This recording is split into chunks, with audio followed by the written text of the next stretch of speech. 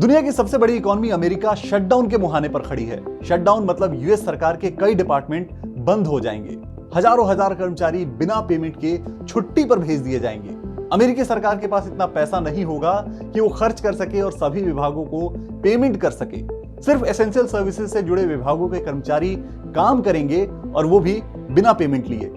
दरअसल US Congress यानी अमेरिकी संसद को हर वित्त वर्ष अमेरिकी सरकार के 430 से ज्यादा डिपार्टमेंट्स के लिए फंड एलोकेट करना होता है और इसके जरिए सरकार को अपनी वेलफेयर की स्कीम्स भी चलानी होती है।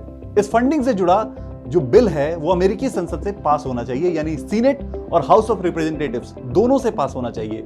यह बिल हर नए वित्त वर्ष की शुरुआत से पहले यानी 1 अक्टूबर से पहले पास होना चाहिए।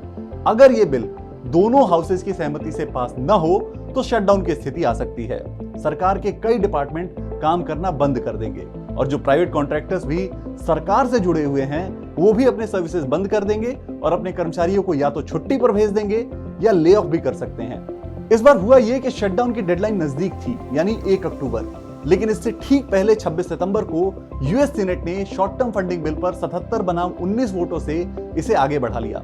ऐसा करने से यूएस कांग्रेस को इस संकट से बाहर निकलने के लिए 17 नवंबर तक का समय तो जरूर मिल गया, लेकिन यह खतरा अभी भी टला नहीं है।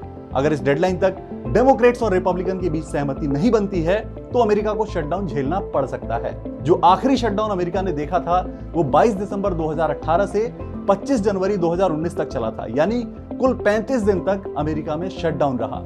इस बार भी अगर शटडाउन होता है तो इसका काफी बुरा असर अमेरिकी इकोनॉमी पर पड़ेगा।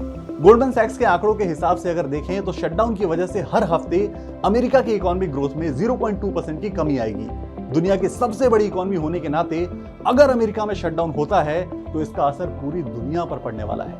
इससे खपत तो कम होगी ही, साथ ही प्रोडक्शन पर भी बुरा असर पड़ने वाला है। इस शटडाउन को लेकर रेटिंग एजेंसी मूडीज ने यूएस की रेटिंग को डाउनग्रेड करने की चेतावनी दी है। मूडीज के मुताबिक शटडाउन से आर्थिक के साथ साथ राजनीतिक स्थिरता पर भी सवाल उठेंगे।